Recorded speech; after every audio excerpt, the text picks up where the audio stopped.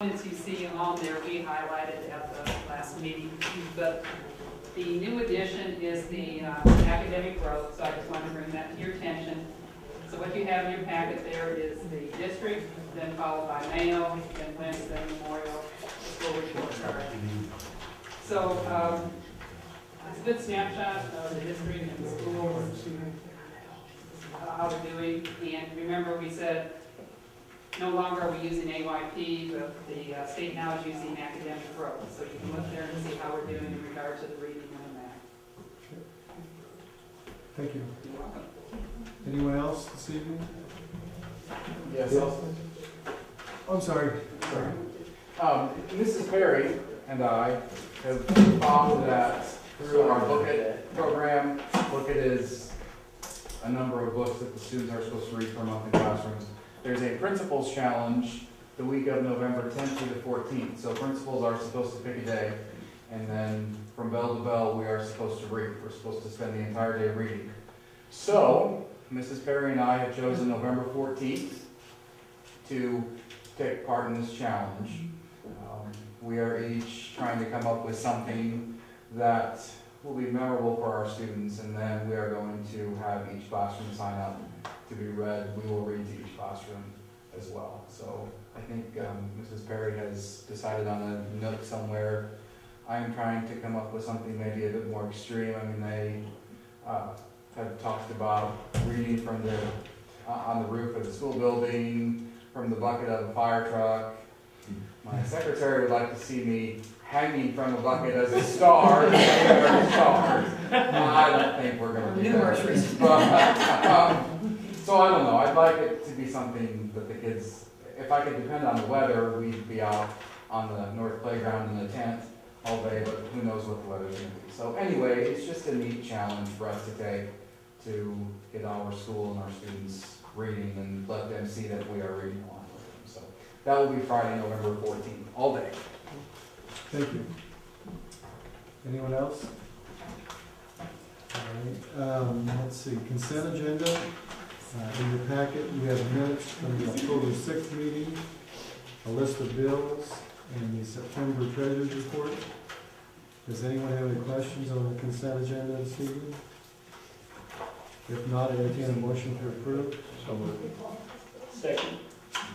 Idle? Yes. Isaac? Yes. Sanchez? Yes. Tony? Yes. Bailey? Yes. Calvert? Yes. Davis is yes. Secretary's report? Nothing? Okay. Superintendent's agenda? The first item on the agenda this evening is Mr. Russ here, City Manager, and as you've probably read the paper, you've been hearing about the enterprise zone that the city is applying for. They had a public hearing, and I just wanted him here to briefly, we're looking to pass a resolution tonight in support of the city applying for the enterprise zone. We've been meeting with the city, Lorraine and I, and all the other taxing bodies. So Paul's just here to give a brief overview in case anybody had questions. He even has a map he'd be willing to leave and show you what areas they're looking at is including into the enterprise zone. So Paul? Okay. Try to keep it short and sweet. Like Connie said, I do have a map. If you want to, I'll just leave it. You guys can look at it. This map is the map of Paris, and what we're talking about tonight just affects District 95, which most of Paris covers. So you can see kind of from the outline on this map, and I won't hold it up because we get all wrapped up in this. What we tried to do with this enterprise zone project is to create an opportunity that we can use, a tool that we can use later on for economic development in the city of Paris and Edgar County. We decided that there's no reason to limit this to Edgar County. The application can include other areas, and we decided that we would go ahead and include Kansas and Christmas, an area out around the airport, out in the county, along with an area around and next to Horace, which includes Coshocton Grain.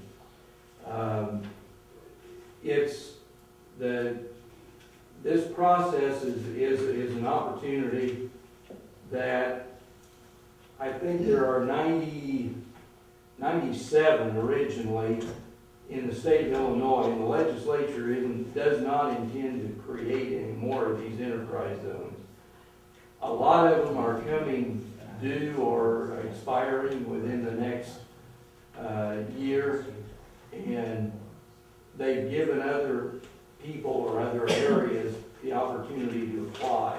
And that's basically why we're doing it, because several of the counties around us do have enterprise zones. And of course, in order to be competitive, we would like to at least try. I mean, this is the opportunity to do it. And the funding for this comes a lot from NAL, the city's contributing funds, and several of the banks are contributing funds equally.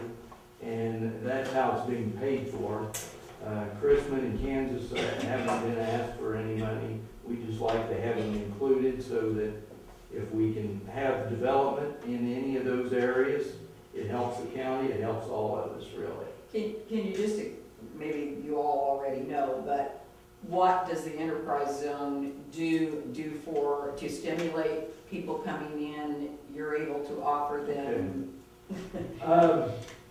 We can, the enterprise zone is only going to be available to people that actually apply and have the qualifications or the things that allow them. That I think the resolution that you have before you explains that, for instance, in Paris, the only way that they can qualify would be with an industrial application. The investment has to be at least $500,000, and that allows them then to apply for tax abatement, which is mentioned in that resolution. And it's only on new construction or new facilities. It's not on any of the existing tax base. It's on future possible expansion. The other areas, Kansas and Chrisman, don't have the same level. Those resolutions will include something that's less than that, because we felt like their particular projects probably aren't going to be quite as big as maybe one that we would have or one that we would want to abate. So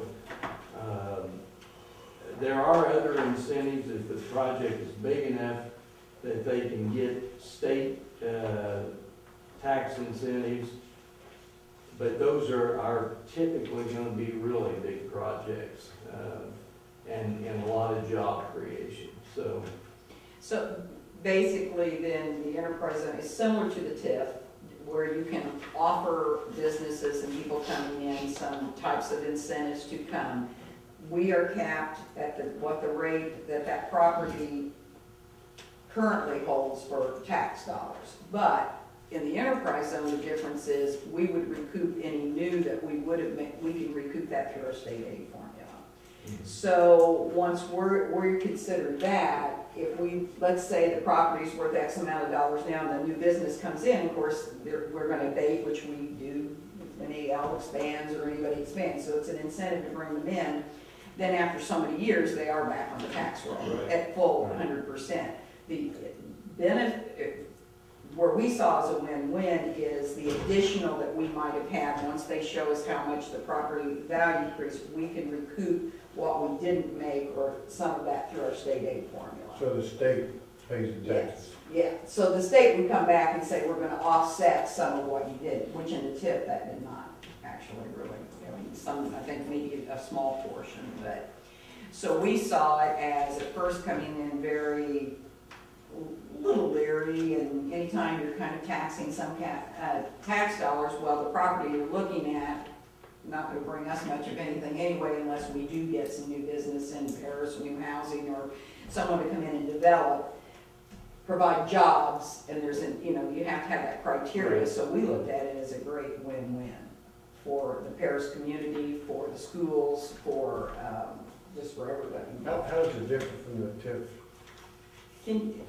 Well, with the TIF, the way that works is that the tax increment, which is TIF, is paid into the city's special fund, the TIF fund, and then we use it for incentives to different businesses around the way. The difference is that with this incentive, they can get tax abatement. The process is set up ahead of time instead of us coming. We don't have to vote on it. Individually, you don't have to come and vote every time. It's on the shelf, it's waiting. If they qualify, they can get the tax abatement, but they actually directly benefit from the enterprise zone status. The TIF, let me think, I want to ask this question, because I'm not sure I understand yet. I'm a little bit slow. The TIF can apply to existing businesses or new businesses, That's right, yeah. and the enterprise only applies to new businesses. That's true, yeah. All right. Yes. And it sounds like this one is only for manufacturing, correct? No, this one can be for commercial too. Can be, okay. But it's that, the abatement is for 3 years, not Okay. 10 years.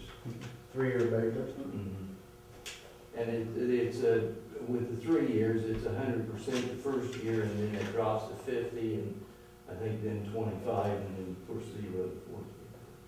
And where they can tell new people working, they don't have to go through every taxing body again and ask us, which we've always abated when they have, if they guarantee so many employees and so much, which is already written into the enterprise zone, they can say that's already set up. Like, does Mattoon, did you say have? Yeah, Mattoon has an enterprise zone. Clark County has an enterprise zone.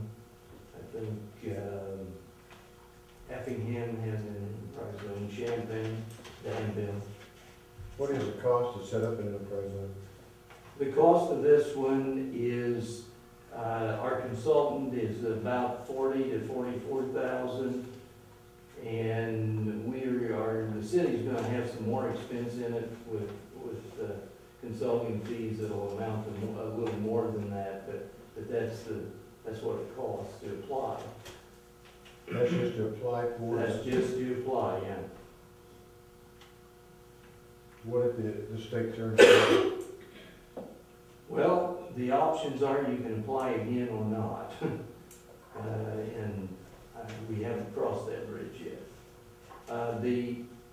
The applications are due by the end of December.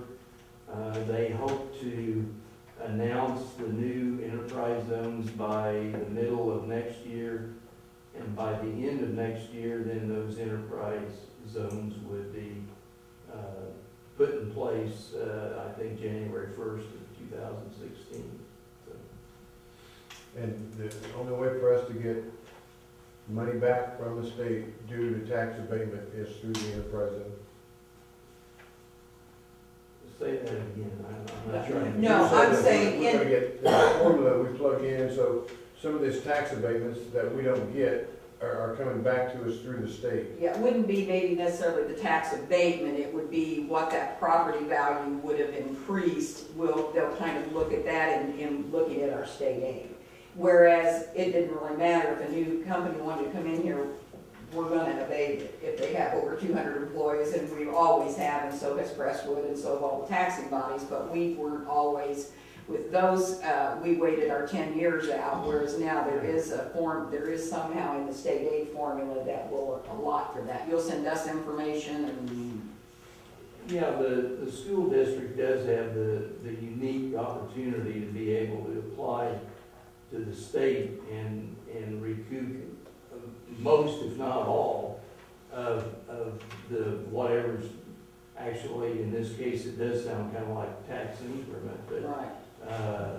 it- Whatever the increase would yeah, have been. whatever the increase would have been. And I'm sure we wouldn't get 100%, but the point being, anything we would get back, the property you're looking at now is not generating, and they're hoping that this is a way to be able to go out And before they even look, somebody looks somewhere else, they can say, we already have an enterprise zone. Most places know what enterprise zone is. They can look it up online and see that Paris, Illinois is in an enterprise zone and contact us, contact the city and say, hey, we're looking at doing this, this, this. We notice you're an enterprise zone. They already know they can get a tax abatement. Then they have to meet your criteria. So it would speed up. Hopefully, they're thinking we'll get more people interested and not always us going out and trying to search and bring in. You know, a lot of times now, as everybody knows, people use the internet to begin their search. And if you don't have some of these things in place that they City see offers. at the beginning, they look past and you don't even know that they've searched. They might go to another small town or another area where Yeah. they know, oh, gee, they've got an enterprise zone, we don't have to go through all the red tape of whatever. So Right. I guess there would be nothing to lose if it doesn't, if they get it and we don't see, other than the money to apply for the city or whatever. But as far as we're concerned, anything that can stimulate the economy of Paris, I would think, or housing and more families moving in is gonna help the schools, so. Or vice versa. Right, exactly. It's gonna cost what, in excess of $80,000 to apply? No, 40, it's 40, maybe 44,000 to, at the outside to apply.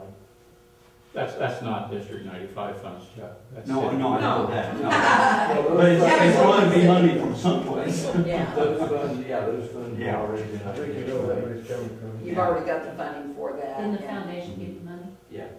Okay. And like I said, going into the meetings, and Tom, you went to a meeting with me, and you went to meetings, Tom Tuttle did, Tom Davis did one last year, and, I'm always coming in skeptical. We're talking, tax tabbing in a way or whatever, and the more we talked and the more we met, and with the more people we met, and the gentleman who had been doing the enterprise zones, it sounded like, what's the question? We actually do everything now. This just formalizes it. It formalizes, puts it in a package where businesses might look at us before they look somewhere else because they know, oh, they're an enterprise zone and they know what that means. Because it means that your abatement's guaranteed if you meet the criteria will be online, I'm sure, of what they have to have and do. So if they apply, they know if they meet that criteria and the city approves it, they got it. So. Good job, Don. Well, that's what I took from the meetings, and usually it's not me speaking up, usually I'd be the one even in the tip going, okay, but to me, this sounded like just a win-win for Paris and the schools, I hopefully. think so. And you're gonna leave the map in case anybody would like to You see can have that. exactly what areas they've identified when they submit their Is grant. is this old enterprise, do we have an enterprise zone now? It's in- No, No. no, It's at the tip now. Yeah, So we this is never all had new it. territory. Yeah. Yes. And one other quick thing, the other thing that might be a question or has been in other meetings that I've attended is what happens if you have a TIF and an enterprise zone together? And the TIF takes precedence over by statute over the enterprise zone when it comes to the tax abatement issue. Okay. So, who gets the If money? anybody got more questions, I just wanted to make sure if you had questions before we said. Thank you. I'm just curious, the enterprise zone, you have to bring in business that's at least 500,000. That's for industrial, yeah.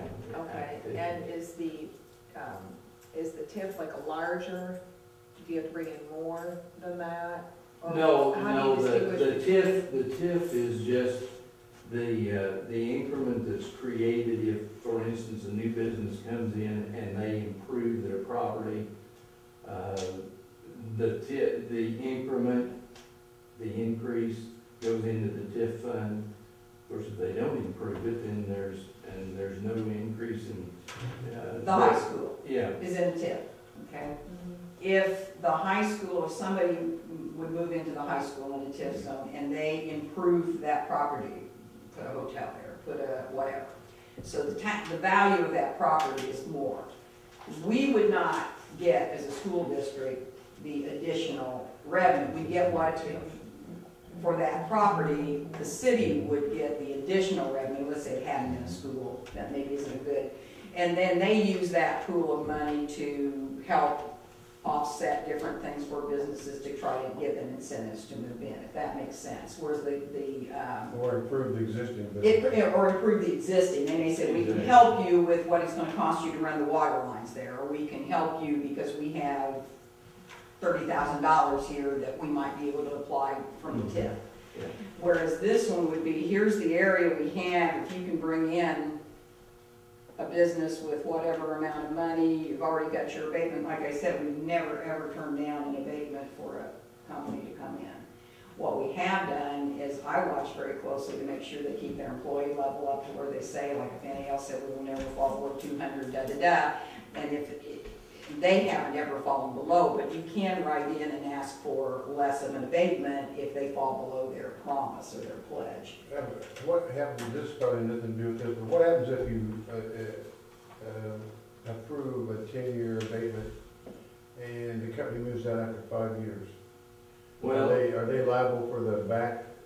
yeah, they would be in violation of the agreement that they signed, the commitment that they made at the beginning. And yes, there is clawback language in those agreements, or will be, if, assuming that we have some, there will be clawback language that requires them to pay it back, yeah. I don't think we've ever had that, have we? It's all, I mean, we've had people right at 10 years. So, Yeah, we've been fortunate that most of the projects, they've done what they said they would do. and- some have left after their Yeah, abatement was up or closed or whatever, but yeah, NAL actually is expanding, so. yeah. The ones that we've actually done abatements on, I think have all been pretty Yeah. successful. So, Okay, well, so- appreciate it, Paul. I just didn't Very know good. if I would know enough about it to, if there were questions on what are we approving, so. Sure. Okay, If thank you you. have any later, let me know. Well, you want to hear the vote? At this time, I'd ask the board approve their resolution to support the enterprise zone that the city of Paris stands to submit. So moved. Idle, Yes. Isaac, Yes. Sanchez, Yes. Tuttle, Yes. Bailey, Yes. Calvert, Yes. Davis is yes. Unanimous. Thank you, Paul. Okay, thank you.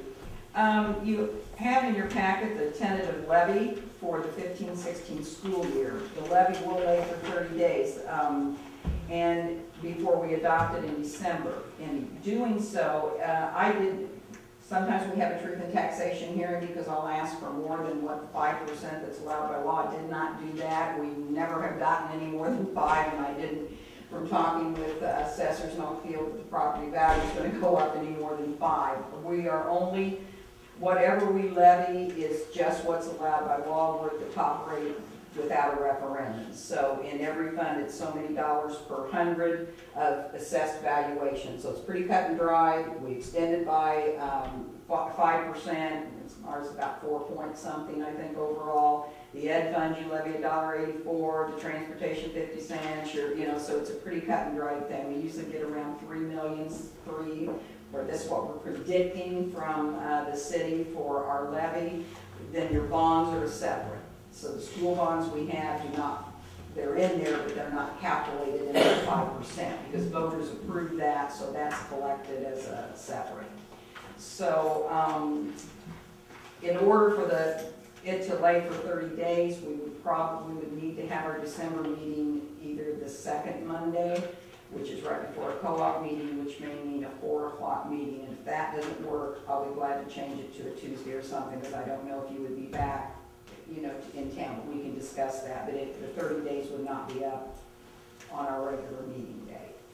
So we never collect the whole levy.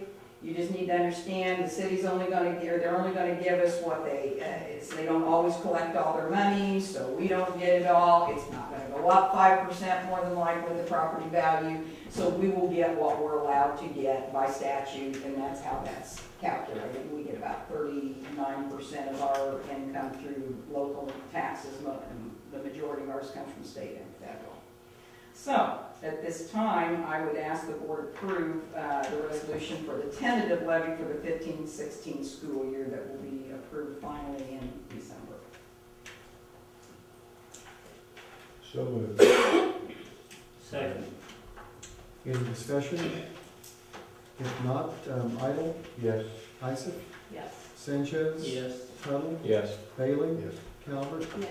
Davis is yes. Here we have one donation, it's kind of after the fact, but I always bring the donations in to prove if you want us to give it back, we will.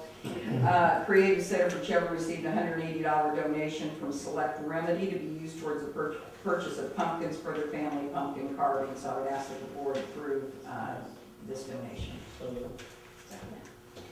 Any discussion? If not, Idle, Yes. Isaac, Yes. Sanchez. Yes. Tuttle, Yes. Bailey, Yes. Calvert, Yes. Davis is yes. Okay, we have several. Question. Oh, sorry. I've been asked, if somebody wants to make a donation in memory of somebody, do they just send that money to you, in care of the superintendent's office? If they want, yes, but if they want to make that donation specifically for the Mayo Art Club or if they want to target that money, then they would want to say that Okay. and put that in with their donation, that I would like this money to go, well, Chuck donated money to do appreciation for volunteers or something. So it was targeted for that purpose. So be sure and tell them that, yes, they can send it through here, but to be sure and have a letter or something with it, or on the memo where they want that donation to go. And if it's just in the general fund, or if they just want it to, but it's usually they want for a specific school or specific project or something. That would be great. Did we vote? Yes. Oh, okay. We have several board policies that need to be just updated. We had our visit from regional office, and the only things that she put anything down on, which weren't major sightings, were that some of her policies, she just noted, which I know, we get the school board press articles, and they just need to add things. So I've got several this evening that I want to, that I put in your packet with our old policy and our new, and would like to do just a first reading. We won't read through the whole policy, but this is considered, we'll pass this for a first reading. Then I will hold a policy committee meeting as well to go through them specifically, and then we'll update our procedurals manual as well. So the first policy is policy 280. Anything in the 200s deals with school board and school board organization. And it's just their school board oath and conduct. Currently, even though we do go through a full board oath and for new board members, we don't have that spelled out in the policy. You don't really have to, but they're recommending that you do. So we will now have that full oath as part of our policy. Policy 2.210, organizational board meeting. It basically just lays out the organizational school board meeting that occurs after the board election. It points out that you take the oath, where our old policy doesn't include that they take an oath, because you weren't required to take the oath, some districts don't. But now this policy will say if we take this oath, the policy before will spell out the oath. Policy 170 is operational service, safety and security. It adds some additional things with all the school security and safety measures that are in place now. It updates our school safety drill plan, and one of the main items it says is each year we will do with the local law enforcement a drill, which we have been doing anyway, but that will be added to our policy. Policy 7100 deals with student health, eye exam, dental exams. There's been some changes in legislation and the law on that that we are just updating. Specifically, it changes from having your immunizations and health exam for grades 5 through 9. In our old policy, it says grade 6, so now that goes back to 5th grade. So it's just kind of putting this in line with the new legislative rules. Policy 7140, student search and seizure. This again updates our current policy. It adds such thing as the use of search dogs, which we have used, spells out more specifically how searches are conducted, adds that we can also access social networking of students and get a second. Jeremy, we were talking about that before. If we ever need to access a student's personal account because we have reasonable cause or suspicion, this would be more than us just thinking it, we would get a second access code or a way to get in to see if there's been threats and bullying and things going on social networking. So it updates that to include that if there is a need to do so. Policy 7185, student teen dating and violence. Of course, it says it's prohibited. This is a new policy, and it's basically fairly new for any district, but it updates because of all the school bullying and things that are going on. This just basically spells out with harassment, bullying, intimidation, and the things that the school will not tolerate. So we'll be adding to our procedures manual, like I said, but at this time I would like the board to approve the first reading of updated policies 280, 2210, 4170, 7100, and 7140, as well as the new policy 7185. So moved. Second. Any discussion? If not, Idle, Yes. Isaac, Yes. Sanchez, Yes. Tuttle, Yes. Bailey, Yes. Calvert, Yes. Davis is yes. Okay, the next item, actually, Mr. Davis and Mr. Tuttle and I all talked about this. The boards, as they pointed out, the statement that the board made to Unit 4 in March of 14, where the school district wanted to, before we move forward with consolidation or looking at a tax rate or deciding whether 95 is hiring their own superintendent, whichever way a board would want to go, or in this case, even with a board election, maybe some new board members coming in, that we wanted the school up and running that first year to do so. So at this time, they're asked that I recommend to the board to approve another one-year contract for me at the same salary, no benefits as last year. And it'd be 100 days. So moved. Second. Any discussion? And yes, I do want to leave after that. For my grandchildren. But we will be opening a new school and selling the high school building to the city and cleaning it out, and so. So are you saying this is the last contract you're gonna accept? In case something happens, but yeah, I'm saying this is really all I want to do. Okay. Yes. But I do want to see the new high school project through and see which direction the new board would decide to go, whether we go to a consolidation and we can come up with an appropriate tax rate, or if not, and the board decides that's not the route they want to go, they want to hire a full-time superintendent. Okay, we have a motion and a second. Any discussion? Any discussion? If not, Idle, Yes. Isaac, Yes. Sanchez, Yes. Tuttle, Yes. Bailey, Calvert, Yes. Davis is yes. Okay, we did not have our OACM meeting this week due to Mr. Meister's son's been very ill, so we did cancel it last week. I assume we'll be having one soon. I don't think there hasn't been any major issues, or Mr. Scott Bennett from Turner would be contacting us and letting us know, but we do have those twice a month meetings. We met with Cargill, and they were talking about making some type of donation to the school, or at the very least doing like a business partnership with the school.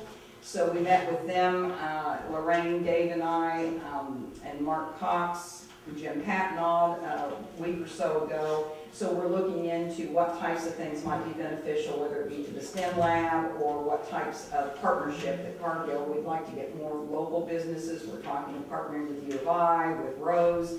That STEM lab is going to be fantastic if we can get partners in where you can even video people in and doing research. And so Cargill seemed to be very, very into wanting to do a business partnership. And we're not sure where they might fit into the donations, but we're going to work on that as well. The Veterans Day programs are November 10th, and you've got a schedule in your packet. Any and all of those, feel free to attend if you can. Is Mayo doing the refreshments? Yes. Okay, at 10:15. 10:15. So if you want to come for refreshments, that might be a good way to see. And 10:15. after the Mayo, or right before, is it before or after? 10:15 is refreshments, 10:35 is the presentation, Okay. and then around 11 o'clock we eat. We've always ate chicken and noodle before. This year they requested pizza.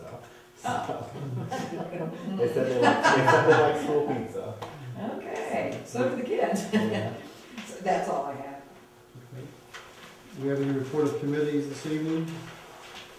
Public hearings and petitions, unfinished business, Matters for follow-up. Any new business? Right to revert to prior order of business? Yes. I have a question on it, because I have no clue how you go about doing it. When you access a student's social media, do you have their password that you have to go through? We have to create, You have there's to some way we create have a- to create a password, there's a procedure that we have to follow to be able to access on a so it's just a temporary. I deal with school social media on a daily basis where I'll have parents, grandparents, kids actually just screenshot, print it off and bring it in to me. And it becomes very difficult. One of the things that I like to make clear on that social media is we try not to be intrusive on those areas unless it is something that is an extreme danger. So if we're talking like bringing a gun to school, rape, bomb, that's why she's like teen dating violence. Like if you're talking about raping or you've seen stuff on 60 Minutes, those extreme cases, we deal with it. So I was actually just at a house before the board meeting dealing with grandma who was very upset, who's the guardian of the child. And so we Well, try to.